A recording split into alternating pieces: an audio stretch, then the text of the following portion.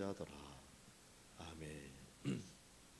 에어컨 안 꺼도 소리 괜찮을까요? 네, 감사합니다. 오늘 안식일의 본질에 담긴 하나님의 감격적인 사랑을 잘 전달할 수 있기를 기도하는 것이 저의 오늘의 마음입니다. 오늘 본문에는 세 장면으로 되어 있는데요. 첫 번째 장면은 시간의 배경이 안식일입니다. 그리고 공간적으로는 회당 가는 길에 밀밭이에요. 우리 제주도 청보리를 생각하면 되겠죠. 그렇게 밀밭을 아름다운 장면일 수 있는데 이 장면을 상상하는 것도 잠깐이고 곧 눈살을 찌푸릴 만한 그런 모습이 있는데 그 한가운데에 예수님이 계십니다. 여기인즉슨 제자들이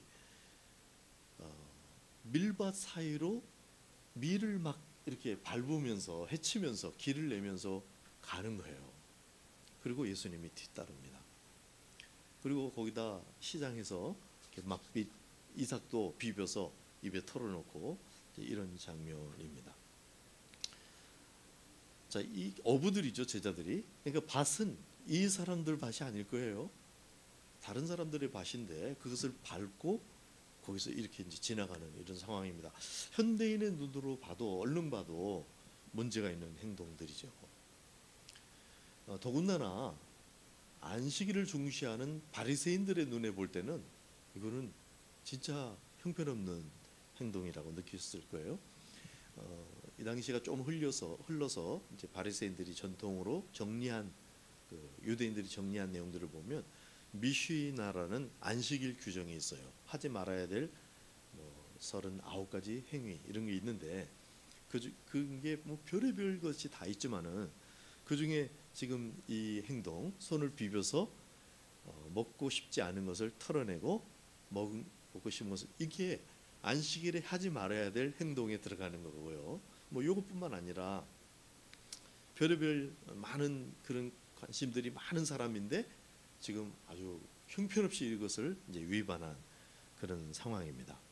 물론 제자들에게 사정이 있었을 수도 있어요. 예수님의 허락에 의해서 지금 바쁘니까 빨리 회당으로 도착해야 되니까 시간이 늦어서 그걸 관통해야 되는지도 모르겠어요. 그런 것도 있고 젊은이들이 배가 고팠을 것이고 뭐 거친 삶을 살아왔던 제자들이 그렇게 교양 있는 그런 게 아닐 수도 있고 뭐 여러 가지 정황이 있을 수 있는데 문제는 예수님이 이 상황을 허락하셨을 뿐만 아니라 그 중심에 계시다 하는 겁니다. 왜 그러셨을까? 어떤 메시지가 여기 있는 걸까? 이 상황을 좀 더 따라가 보면은요, 바리새인들은 그래서 이 일을 안식일에 하지 못할 일이다 하고 이제 비난을 했고요. 예수님은 답변을 하시기를 안식일 얘기를 거론하지 않고 구약성경 사무엘상에 있는 제사장 아비아달 시절의 이야기를 회상시키셨습니다. 그러면서 뭐라 하셨냐면 예수께서 이르시되 다윗이 자기와 함께한 자들이 먹을 것이 없어 시장할 때에 한 일을 읽지 못하였느냐. 그 이야기로 가면 구약에 가면 다윗이 이제 쫓기는 신세가 됐을 때에 제사장 아히멜렉에게 도달해요. 이분이 지금 아비아달이라는 사람의 아버지입니다. 거기에 도착해서 허락을 받고 다윗 그 동료들을 진설병을 먹는 거예요. 성전에서 제사장들만 먹을 수 있는 그런 병을 이 청년들에게 나눠준 사건을 예수님이 이제 인용하면서 말씀하십니다. 안식일 사례를 얘기를 하지 않고 율법의 제사장들만 먹을 수 있는 그 성전의 규정을 이야기하면서 지금 이 사건을 언급해요. 그래서 지금 안식 논쟁을 예수님이 피하신 정도가 아니고 안식 논쟁에서 더 나가서 이것을 율법 전체로 확장한 거예요. 그래서 바리새인들이 지금 안식 논쟁을 걸어왔는데 예수님은 율법 전체 논쟁으로 확장하셨어요. 그래서 우리가 지금 안식 논쟁에 가는 것을 보면서 율법 전체에 대한 것을 우리가 들여다보는 그런 시간이 될 수가 있습니다. 지난주일 우리가 금식 논쟁에서 금식의 그 목적과 본질 그것으로 예수님이 관심을 돌리시면서 신랑과 신부 이야기로 이렇게 연결해 가신 것을 우리가 지난 주간에 말씀이었는데, 이번 주일은 안식 논쟁에서 안식일의 본질과 목적, 더 나아가서 율법의 본질과 목적까지 관심을 이끌고 계신 겁니다. 그래서 밀과 사유로 지나간 게 안식일 날 어쩌면 의도적으로 그럴 수도 있겠다, 이런 생각마저 듭니다. 자, 율법을 우리가 읽어보면은 정말 우리도 바리새인들 편에 설 수밖에 없는 그런 행동입니다. 지금 이 행동이. 근데 그러면 율법을 읽으면 바리새인들처럼밖에 해석을 할 수 없는 것일까? 이것은 그렇지 않다는 게 보이는 거는요, 모세와 아론 사이에 있었던 아주 중대한 사건이 있었는데, 이때 형식과 본질이라는 것이 부딪혀요. 그때 이야기를 좀 읽어보면 되게 참고가 되는데, 이때 우리가 어떻게 읽어야 되냐면 규정을 읽으려고 하지 말고 그 규정의 목적과 본질을 읽으려고 해야 한다 하는 이제 건데요. 아론에게 4명의 아들이 있었던 걸 아시죠? 제사장 역할을 다 맡겼습니다. 근데 두 형제가 본래 이렇게 하늘에서 떨어진 그 불의 연장인 그 불로 하지 않고 자기 마음대로 다른 불로 제사를 드렸어요. 그러다가 그 자리에서 즉사한 사건이 있었습니다. 그 일 직후에. 그러니까 하나님 말씀 규정대로 안 하면 굉장히 위험한 거죠. 근데 그래서 그 뒤에 이제 어떤 일이 있었냐면 바로 직후입니다. 아론이 그 떨림이 떨라지 않았던, 그랬던 자기 두 아들이 바로 죽는 그런 사건 바로 직후에 다시 두 아들이 속죄제를 드렸는데, 속죄제를 드리고 규정 중에 뭐가 있냐면은 그 양의 고기를 나누어 먹는 거룩한 장소에서 제사장들이 이렇게 돼야 되는 규정이 있어요. 근데 이 두 아들이 그렇게 하질 않고 이걸 다 태워버렸습니다. 그래서 모세가 완전히 화가 난 거예요. 아니 지금 이렇게 당하기도 이런 또 이걸 어기느냐 하고 아론에 가서 얘기했는데, 아론이 뭐라고 대답하냐면 아들의 속마음들을 다 알고 있는 거예요. 같은 마음이죠. 우리가 앞에 다른 불로 이렇게 제사해서 제사를 드렸는데도 지금 이렇게 큰 일을 당했는데 감히 우리가 이거 먹는 거 엄두가 안 나갖고 다 태워버렸습니다. 이렇게 대답을 한 거예요. 그 대답을 듣고 모세가 그러면 괜찮아요. 자, 이게 뭘까요? 그러니까 규정이 아니라 하나님에 대한 그 경외와 어떤 태도, 지금 이것에 의해서 이 문제가 이제 그 규정에 있는 것이 아니라 그 본질과 핵심이 하나님과의 관계에 있다 하는 것을 우리가 읽을 수가 있게 됩니다. 자, 다들 뭐 거기 규정에 이렇게 관심이 있을 때 모세는 어떻게 그렇게 알 수가 있었을까요? 모세는 하나님과의 코이노니아, 사귐을 갖고 있었기 때문입니다. 출애굽기 33장 11절에 보면은 이렇게 돼 있어요. 한번 읽어볼까요? 같이 시작. 사람이 자기의 친구와 얘기함 같이 여호와께서는 모세와 대면하여 말씀하시며, 거기까지만 읽죠. 그러니까 하나님이 모세와 대면해서 친구처럼 그렇게 대화를 했다. 모세가 그랬다는 거예요. 굉장히 부러운 일이죠. 사람으로서 하나님이 이렇게 사람을 상대해 주시기도 한다. 자, 규정에 있는 것이 아니라 태도에 있고 주님과의 친밀함에 굉장히 초점이 있다. 자, 문제가 된 오늘 첫 번째 장면의 이 상황, 예수님의 시각은 이삭을 자르는 윤리적인 실수, 또 종교적인 그 규정 어김에 있는 것이 아니라 예수님을 섬기고 동행하는 그 초점에 있다는 것을 알 수 있습니다. 안식일의 완성이신 예수 그리스도, 그분과의 동행에 초점이 있다고 보입니다. 조금 성급한 결론으로 보일 수도 있어요. 이 내용만 가지고는요. 근데 만약에 이제 우리가 지금 이런 정도의 이해에서 이 똑같은 상황에 제3자로 있었다고 했을 때 바리새인들이 종교적으로 날선 비판을 했지만 우리가 그렇게까지는 아니더라도 이게 볼 때 예수님 편에 설 수 있겠어요? 잘 그게 어려울지도 모른다는 거죠. 그래서 우리가 지금 예수님이 얘기하시는 그 본질에 딱 도착하지 않는 이상 우리가 어떤 상황을 맞이했을 때 예수님처럼 생각하고 행동하기가 어려울 수 있다는 겁니다. 두 번째 장면으로 가면은요, 시간 배경은 같은 안식일입니다. 그리고 장소는 회당 안이에요. 이 회당 안은 어떤 것이었냐면, 지난번에 1장에서는 예수님이 가르치시는 권위에 사람들이 놀라고 경탄하고 감격하고 그랬어요. 그런데 지금은요, 굉장히 지금 날이 서고 예수님을 고발하려고 사람들이 좀 이러고 있는 그런 상황입니다. 손 마른 사람을 어쩌면 바리새인들이 슬쩍 넣었을지도 몰라요. 예수님이 안식일에 이것을 고치는가 안 고치는가 이렇게 감시하기 위해서 그랬다고 성경은 기록하고 있는데요. 그리고 예수님이 이렇게 말씀하시죠. 3장 4절에 그들에게 이르시되 안식일에 선을 행하는 것과 악을 행하는 것, 생명을 구하는 것과 죽이는 것, 옳은 것이 옳으냐? 어떤 것이 옳습니까? 너무나 쉬운 대답이죠. 그들도 그 대답을 알고 있었어요. 근데 대답을 하지 않고 잠잠했습니다.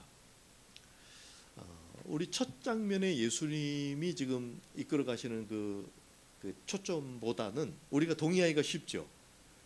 안식일에 선행을 행하는 거 그게 옳습니다. 이렇게 동의하기가 쉬운데, 사실 바리새인들도 생각으로는 이걸 동의하고 있었다는 것을 생각해 보면, 우리가 이게 생각으로 동의가 된다 그래서 지금 예수님처럼 생각한다 이렇게 생각하기는 이릅니다. 오히려 바리새인들은 똑같이 그걸 그런 건데 하면서도 규정이 또 떠오르고 이렇게 해서 또 거꾸로 예수님을 죽이는 쪽으로 결정을 하기도 한 그런 일이 벌어졌습니다. 그래서 자기들 힘으로는 또 못 죽이니까 헤롯 땅을 끌어들여 가지고, 그 사람들은 조금 세속적인 권력하고 붙어 있는 사람들이거든요. 그렇게 해서 죽이려고 했죠. 지금 얼른 세상이 움직이는 원리, 악한 것을 위해서 빨리 악한 것끼리 협력을 또 잘해요. 우리도 그런 살벌한 세상에 살고 있는데, 일단 우리 서로 잘 보호하시기 바랍니다. 본질을 깨닫고 사랑하고 이렇게 해서 정말 서로를 비판으로가 아니라 보호하고 서로 보호자가 되어주고 서로 사랑하라는 예수님의 말씀이 우리의 마음과 삶을 이끌어가도록 또한 기도합니다. 자, 그런데 이 장면을 묘사하는, 똑같은 이 장면을 마태복음에서는 어떻게 묘사했냐면은 12장 11절인데요. 양 한 마리가 있어 안식일에 구덩이에 빠지면 끌어내지 않겠느냐, 이렇게 예수님이 물으신 걸로 돼 있어요. 어떻게 하겠습니까? 당연히 끌어내겠다 하는 대답을 하는데, 그러면서 예수님이 사람이 양보다 얼마나 더 귀하냐, 그러므로 안식일에 선을 행하는 것이 옳으니라 하셨다.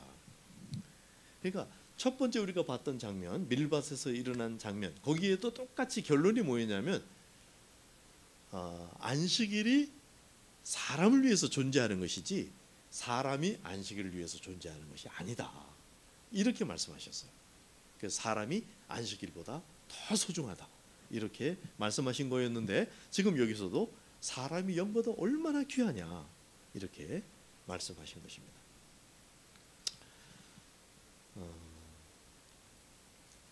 지금 앞에 이제 이런 상황들 벌어진다면 우리가 안식일에 좀 더 깊이 이렇게 이해가 돼야 우리도 그 사람들처럼 반응하지 않고 예수님을 옹호하고 예수님이 행동하는 게 이게 맞아, 그리고 사람을 선택하고 사람을 사랑하는 일에 더 집중할 수 있게 되겠습니다. 그런데요, 지난주 우리가 금식 이야기를 하면서 예수님이 금식하지 마라가 아니라 금식이 굉장히 중요한 거라는 것을 다시 한번 봤죠. 우리가 구약 전체에. 그렇게 하면서 그거보다 더 중요한 얘기를 하시는 거 이렇게 이제 봤는데, 오늘도 똑같습니다. 이 안식일을 얘기하는데 안식일이 얼마나 중요하게 하나님이 생각하시는지를 알면 지금 예수님이 하시는 이 말이 얼마나 세고 큰 말이라는 것을 우리가 더 감을 잡을 수가 있어요. 그래서 이제 안식일에 대해서 조금 제가 더 오늘 같이 확인하고 나가려고 합니다. 자, 안식일, 하나님이 얼마나 중요시하시고 이 안식일에 뭘 하시려고 하셨던 것인가. 먼저 안식일이 중요시하는 것을 우리가 어떻게 할 수 있냐면요, 안식일은 모든 절기들의 기본입니다. 그러니까 안식일이 있고 또 다른 절기가 있고 이런 것이 아니고요. 안식일이 있고 이 안식일들을 확장하고 하는 그런 개념으로서 다른 절기들이 있는 거예요. 그래서 레위기 23장 2절 3절에 보면 이스라엘 자손에게 말하여 이르라 이것이 나의 절기들이니 절기 얘기를 합니다. 너희가 성회로 공포할 여호와의 절기들이다. 엿새 동안은 일할 것이요 일곱째 날은 쉴 안식일이니 성회의 날이다. 그리고 제일 먼저 안식일을 얘기했어요. 절기들을 얘기하면서도요. 그러면서 또 25장에 가면 안식년을 또 이야기합니다. 그러니까 안식의 개념이 굉장히 기본이다라는 것을 우리가 먼저 알고 그럼 하나님이 안식을 굉장히 중요하게 하고 이걸 계속 기념하게 하고 이걸 반복해서 생각하도록 하시는구나 하게 하시는구나 이해해야 되고요. 그 다음에 안식은 언제 등장한 개념입니까? 창조할 때. 그래서 예수님이 하나님이 이제 아담을 창조한 다음에 아담이 사람이 되고 정신을 차린 다음에 가장 먼저 접한 개념이 있어요. 그 개념이 뭐냐? 바로 안식일입니다. 얼마나 하나님이 가장 먼저 사람에게 알게 해주고 싶어하는 그런 개념이냐 하는 것을 우리가 알 수 있겠습니다. 자, 우리가 그동안의 안식일에 대해서 성경을 통해서 읽으면서 어떤 성경적인 상식을 갖고 있을 겁니다. 분명히 성경에 근거한 상식이에요. 어떤 의미일까 하는 거예요. 안식일이란 여러분 어떻게 생각하세요? 안식일은 하면 안식일은 어떤 날입니까? 제일 먼저 떠오르는 건요. 노동을 쉬는 날, 휴식하는 날. 이게 안식일의 개념 속에 있어요. 그 다음에 또요. 또 중요한 건 뭐냐면 창조 완성한 것을 기념하는 날이에요. 이런 이제 개념이 우리가 그냥 성경을 읽으면 그 정도는 이해가 그냥 됩니다. 근데 이거에 비해서 유대인들이 너무나 진지한 거예요. 안식일을 지키는 데 있어서. 그래서 아까 제가 말씀드린 대로 성경에 없는 내용까지 막 규정을 만들어서 안식일을 지키는데 철저히 지키고 이렇게 하는가 하면 이방인들의 수준이 사실 이 개념은요. 이방인들도 다 갖고 있는 거예요. 뭔가 중요한 일을 기념한다 하는 것과 노동을 한 번씩 쉬어야 된다 이런 개념. 근데 사실 우리 성도들이 그 정도 이해에 머물고 있어서는 안 된다는 겁니다. 물론 그 정도 이해까지도 못하면 안 되죠. 그러나 쉼이 들어있다는 것과 이 창조를 기념한다는 이 안식의 개념보다 더 깊이 들어가서 하나님의 속마음에 이르지 못하면 지금 안식 논쟁을 우리가 이해하기가 어려워집니다. 그리고 아무리 우리가 열심히 해도 유대인들을 따라잡을 수가 없는 그런 상황이 되어버려요. 그래서 문장을 통해서 하나님이 정말 전체적으로 뭘 말씀하시려고 하는가 이런 걸 우리가 이제 봐야 되는데, 자, 안식일에 쉼 이상의 개념이 있다는 것을 우리가 발견하기 위해서 생각을 조금 더 가다듬어 보기 위해서 질문을 한번 던져봅니다. 자, 창조를 완성하시고 일을 마치신 날이 몇째 날입니까? 네? 굉장히 어려운 문제 드렸죠. 자, 창세기 2장 2절과 3절. 약간 함정이 있어서 제가 이 질문을 드린 거죠. 같이 읽어보죠. 시작. 일곱째 날에 마치시니 그가 하시던 모든 일을 그치고 일곱째 날에 안식하시니라. 하나님이 그 일곱째 날을 복되게 하사 거룩하게 하셨으니 이는 하나님이 그 창조하시며 만드시던 모든 일을 마치시고 그날에 안식하셨습니다. 우리가 주일학교 때 들은 그 설교로만 정리를 하면 여섯째 날까지 창조를 다 마치고 일곱째 날은 쉬셨다 이렇게 이해하기 쉽죠. 그렇게 대답할까 봐 대답 안 하신 거죠? 자, 오늘 본문에 보면은 몇째 날 마치셨어요? 성경은 이렇게 기록을 하고 있는데 굉장히 이게 정밀하게 기록을 하고 있는 거예요. 그러니까 일곱째 날까지 포함해 가지고 창조인 거예요. 그리고 일곱째 날이 창조를 완성한 날인 거예요. 여섯째 날 완성하고 기념만 한 게 아니고 일곱째 날이 전체 창조를 완성한 날인 것입니다.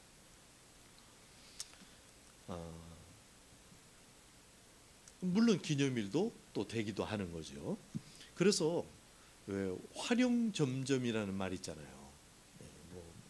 뭐 굉장히 대가인 화가가 용을 그린 다음에 눈동자를 딱 점을 찍으니까 이 확 용이 돼서 날아갔다, 이런 전설 같은 그런 이제 이야기를 하는데, 활용점점 같이 하나님께서 창조를 다, 우주를 다, 사람까지 다 창조하신 다음에도 활용점점을 딱 해야 되는데, 그게 뭐냐면 안식일이에요. 그게. 그러니까 안식일이 없으면 우주가 생동감을 갖지를 못합니다. 목적을 이루지를 못해요. 그런 관점에서 보면은 안식일은 최고의 피조물이라고 우리가 얘기하는 우리들, 사람보다도 더 나중에 제정된 중요한 개념이죠. 나중으로 갈수록 더 소중하게 우리가 생각할 수가 있어요. 그래서 그런 개념으로 보면 여성이 남성보다 조금 나중에 탄생하기 때문에 더 소중하다. 이거 진짜 성경적이고 신학적인 개념이에요. 뭐 더 소중하다보다 더 정교하고 뭔가 더 많은 걸 담고 있어요. 근데 그런 건데, 그러니까 창조보다도, 또 사람의 창조보다도 더 중요하게 여길 만큼 그런 개념이 이 안에 들어있다. 자, 두 번째 질문 드릴게요. 아담은 안식일 직전까지 막 노동을 한 다음에 지쳐갖고 쉼이 피곤해서 쉼이 필요한 건가요? 전혀 아니죠, 그죠? 언제 창조됐습니까? 여섯째 날. 그것도 언제요? 저녁 늦게요. 가장 그날 다섯째 날 하늘의 새, 바닷속의 물고기 이런 거 창조되고, 여섯째 날 육지의 짐승들과 이게 창조됐어요. 그리고 제일 마지막에 사람을 지으셨기 때문에 사람은 아마도 저녁 때쯤이라고 우리가 상상할 수 있죠. 그러면 처음 창조된 아담은 지성적으로, 감성적으로 가장 최상의 컨디션입니다. 하나님이 보기 좋았고 하나님의 실력이 때묻지 않고 반영됐으니까요. 그래서 상상할 수 있겠죠. 근데 그 아담이 지쳐서 들어가는 게 아니고, 그런데 그렇게 딱 나오자마자 저녁이고 아침이 돼서 다음 날 안식일을 맞는 겁니다. 그러니까 노동할 시간도 없었고 단순히 쉼이라는 개념이 아니라는 것을 알 수 있습니다. 쉼이라는 개념이 없다는 뜻이 아닙니다. 이걸 나중에 첨가되고 이렇게 있지만 지금 그보다 더 중요한 것이 창조 속에 들어있다. 세 번째 질문을 드릴게요. 하나님에게 쉼이 필요합니까? 졸지도 아니하시고 주무시지도 아니하시는 그분이 일곱째 날에 안식하시니라. 하나님도 안식하셨어요. 또 누가 안식하고 있죠? 동시에 아담이 안식하고 있습니다. 그러니까 아담과 하와가 지금 동일한 시간에 함께하면서 안식을 누리고 있어요. 이것은 최상의 지성과 감성을 가진 첫사람과 함께하시면서 좋았더라 했던 그 최고의 기쁨을 누리고 있는 바로 하나님과 사람의 첫날인 거예요. 이것이 바로 안식일이고 이것을 기념합니다. 신랑과 신부로 비유하면 뭡니까? 신혼 첫날이죠. 미럴 여행, 그 설레는 미럴 여행의 첫날이 바로 첫 안식일인 것입니다. 이 안식일을 기념하는 거예요. 아마 이 결혼기념일, 신혼기념일을 자꾸 빠뜨리는 것에 골이 나는 우리 신부들, 아내들의 이유가 여기에 있는가 싶어요. 너무나 이 중요한 일을 추적해 가면 하나님이 우리의 신랑이 되시고 신부가 되는 그런 일인데 어떻게 잊을 수가 있느냐 이러는 것 같아요. 네, 안식일이 진짜 그런 개념이라는 겁니다. 그래서 신혼 첫날이 신랑과 신부를 위해서 있는 것이지 신랑과 신부가 신혼 첫날을 위해서 있지 않잖아요. 똑같이 그런 개념에서 안식일이 사람을 위해서 있는 것이지 사람이 안식일을 위해서 있는 것이 아니다. 이렇게 지금 말씀하신 것입니다. 여기에 강력한 사람 사랑의 메시지가 들어있다고 저는 봅니다. 그래서 저는 이 메시지를 깨달으면서 하나님의 이 큰 사랑을 나는 정말 생각으로라도 따라잡을 수 있는 걸까? 이런 생각이 들고 마음에 큰 감격이 옵니다. 근데 제가 이때 그 감동이 되는 찬송을 여기다 적어놨어요. 근데 제가 오늘 시간이 좀 부족해요, 이 내용들이. 그래서 조금 간략. 아유, 이 감격을 그냥 지나갈 수가 없습니다. 그 사랑하는 거 있죠. 날 위해 죽으신, 날 위해 다시 사신 예수 그리스도, 다시 오실 그 사랑, 죽음도 생명도 천사도 하늘의 어떤 권세도 끊을 수 없는 영원한 그 사랑 예수, 아버지 사랑 내가 노래해. 정말 그 은혜와 사랑을 우리가 깊이 깨닫고 그것을 노래하고 반응하고 그 사랑에 잠기시고 그러게 되기를 주의 이름으로 축복합니다. 이 안식일의 논쟁을 요약하면은 안식일만의 문제가 아니라 구약 율법 전체에 대한 문제인 거다 하는 것을 이제 첫 번째 장면에서 예수님이 도출해 주셨고요. 그리고 그걸 이제 성전 그 안식 규정만 얘기를 하지 않고 성전 규정 얘기하는 걸로 이렇게 말씀해 주셨죠. 그리고 두 번째 장면에서 사람이 양보다 얼마나 더 귀하냐 이렇게 물으시면서 안식일에 정말 마땅히 해야 하고 또 할 수 있는 그런 사람을 위한 사랑, 사람을 사랑하는 행위, 이것을 이제 강조하셨다고 믿습니다. 안식일을 그토록 중요하게 여기셨던 하나님, 심지어는 안식일을 어겼을 때 죽음을 맞이하기도 했습니다. 그죠?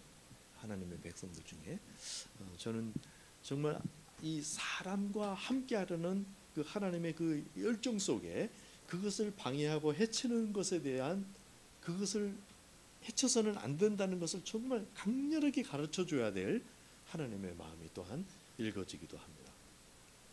예수님이 우리를 위해서 대신 죽으신 거, 이거보다 더 큰 사랑의 표현이 없다 우리가 이렇게 느끼고 하지만 또 그 외에도 하나님은 도처에 자기의 사랑의 마음을 쏟아 놓으셨는데 그 중에 하나가 이 안식일의 개념이다 하는 겁니다.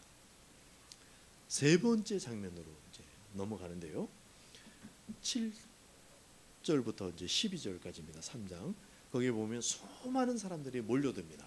예수님의 어떤 가르침과 이적적인 역사를 듣고 사람들이 많이 몰려옵니다. 3장 10절에 보면 이는 많은 사람을 고치셨으므로 병으로 고생하는 자들이 예수를 만지고자 하여 몰려왔음이더라. 이해가 되죠? 병을 고치기 위해서 예수님이 고쳐준다니까 여기 막 사람들이 몰려드는데 그런데 아쉬운 거는 이 관심이 지금 어디에 있는 것이죠?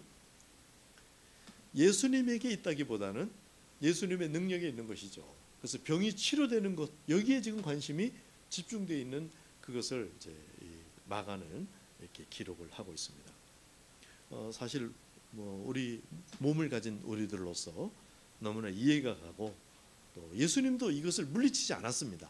많은 사람들이 몰려올 때 그것을 용납하시면서 너무 막 다 밀리고 이러니까 배를 띄워가지고 사람들이 막 이렇게 밀려들지는 못하도록 그런 장치를 하시긴 했지만은 계속해서 그 군중들을 상대하시고 가르치시고 또 계속해서 치유하시고 이렇게 하셨어요.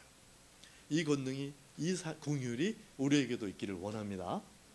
오늘 우리 교회에도 몸이 아파서 참석하지 못한 두 분이 계셔요. 물론 몸이 아픈데도 불구하고 이곳에 와 계신 분들도 계시고 웬만하면 오셨을 텐데 너무 힘들어서 또 못 오신 그런 분들도 계신데 정말 우리가 하나님 앞에 하나님과 더 깊어져서 정말 성령 충만해지고 하나님의 은혜를 더 듣고 하나님의 은사도 받아서 그런 일도 도울 수 있었으면 좋겠습니다. 그런 역사가 우리 교회 가운데 일어나기를 소원합니다. 지금 참석하지 못했지만 같이 예배하고 있는 여러분에게도 하나님의 이 권능과 긍휼이 여러분에게 지금 임하시기를 축복합니다. 자, 사람들에 대한 공감 꼭 필요합니다. 그러나 우리들의 공감 능력이 좀 더 넓어져야 하는데 사람들을 향한 공감뿐만 아니라 예수님에 대한 공감, 하나님에 대한 공감이에요. 하나님은 지금 어떻게, 예수님은 이 상황에서 뭘 더 원하시고 계실까 하는 겁니다. 예수님이 계속해서 안식 논쟁에서 계속해서 메시지를 던지고, 또 그 전에 우리가 1장에서 보았던 것처럼 예수님은 계속해서 한 곳에 우리 시선을 집중하도록 그렇게 해 오셨어요. 심지어는요, 이때 귀신들이 진리를 드러냅니다. 예수님이 이렇게 하나님의 아들입니다, 이렇게 해요. 예수님은 전혀 기뻐하지 아니하셔요. 3장 11절에 보면 더러운 귀신들도 어느 때든지 예수를 보면 그 앞에 엎드려 부르짖어 이르되 당신은 하나님의 아들이니이다, 이렇게 고백을 했어요. 근데 예수님께서는 자기를 오히려 나타내지 말라고 경고하셔요. 이거는 경고에는 다른 의미도 있지만, 지금 귀신들이 이것을 자꾸 알아보고 귀신들이 얘기하는데, 사실 누가 알아봤으면 좋겠어요? 예수님의 심정에는 바로 따르는 무리들, 제자들, 그리고 성도들이 이것을 알아봤기를 기다리고 계시는 거죠. 예수님은 당신이 하나님의 아들이시고 우리의 구세주입니다, 이런 고백을 많이 원하세요. 그러나 아무에게나 다 듣기를 원하시는 것이 아니고, 사랑하는 그분의 성도들과 제자들이 이 고백을 해주기를 원하는 것이죠. 그래서 예수님은 지금 이 사랑, 주님과의 그 함께 있는 그 창세기에도 함께가 강조되어 있고, 제가 자세히 설명을 못 드리고 아까 이제 지나쳤는데, 예수님이 이렇게 말씀하셨어요. 다윗과 함께 있는 청년들 이야기를 하면서 이렇게 함께라는 말을 딱 집어서 말씀하셨고, 또 좀 예수님이 그것을 그렇게 인용하셨고, 그 본문으로 따라가 보니까 거기에 그 제사장이 깜짝 놀라서 다윗에게 함께하는 사람들 어디 갔느냐 그래요. 아마 숨어 있었던 것 같아요. 어떻게 반응할지 모르니까, 지금 쫓기는 몸이라서. 그 다음에 안정이 되고 나니까 사람들이 나오거든요. 그러니까 함께라는 단어가 되게 이렇게 강조가 되어 있어요.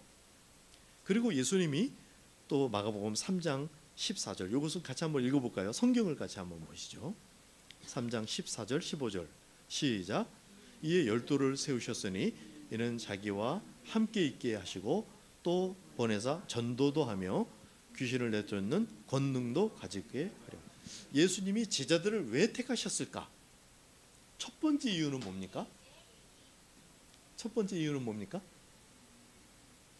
보통 제자 훈련, 선교를 위임하고 이렇게 할 수 있지만, 여기에 분명히 기록되어 있기는 자기와 함께 있게 하고, 이렇게 하고, 그 다음에 전도도, 그거는 부수적인 거라는 거예요. 권능도 부수적인 거라는 거예요. 첫 번째 부르심이 함께 있는 겁니다. 저는 이렇게 이해했어요. 제자들을 부르면서 모든 걸 다 버리라 그래요. 거기에는요, 자기 생명뿐만 아니라 가족까지 다 버리래요. 너무 심하다 싶지 않으세요?